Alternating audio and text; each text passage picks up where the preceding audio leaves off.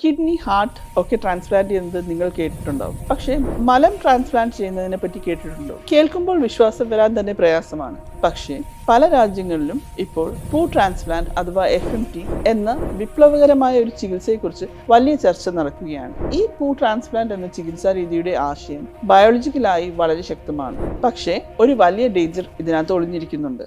Fecal microbiota transplantation അഥവാ FMT എന്ന് വെച്ചാൽ ഒരു രോഗിയുടെ കുടലിൽ പുതിയതും ഹെൽത്തിയുമായ ബാക്ടീരിയ സമൂഹത്തെ എത്തിക്കുന്ന ഒരു ചികിത്സാ രീതിയാണ്. നമ്മുടെ കുടലിലെ ബാക്ടീരിയകളും തലച്ചോറും തമ്മിൽ ഗട്ട് ബ്രെയിൻ ആക്സിസ് എന്ന് വിളിക്കുന്ന ഒരു രഹസ്യ പാതയുണ്ട്. ഈ പാതയിലൂടെയാണ് അവർ സംസാരിക്കുന്നത്. വിഷാദം, ബൈപ്പോളാർ ഡിസോർഡർ, സ്കിസോഫ്രീനിയ പോലുള്ള മാനസിക രോഗങ്ങൾക്കും ഈ പാതയിലെ പ്രശ്നങ്ങൾ ഒരു കാരണമാകാം എന്നൊരു ശക്തമായ സയന്റിഫിക് തിയറി ഇന്ന് നിലവിലുണ്ട്.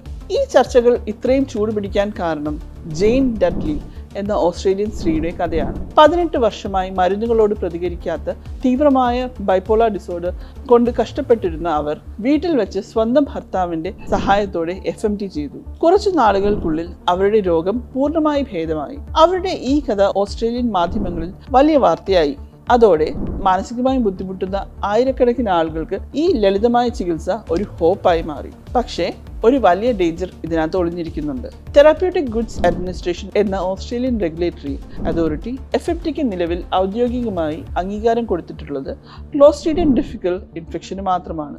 അതൊരു ഗുരുതരമായ രോഗാണുബാധയാണ്. മറ്റു രോഗങ്ങൾക്ക് ഇത് ഉപയോഗിക്കണമെങ്കിൽ അതിനെ ക്ലിനിക്കൽ ട്രയൽ അഥവാ ഔദ്യോഗികമായി പരീക്ഷണങ്ങളുടെ ഭാഗമായി മാത്രമേ ഉപയോഗിക്കാൻ പാടുള്ളൂ.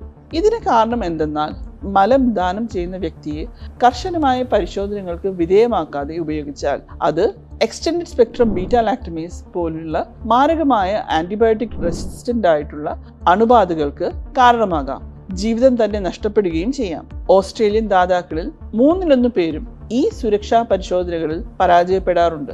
അത്രയും അപകടകരമായേക്കാം ഈ പ്രക്രിയ.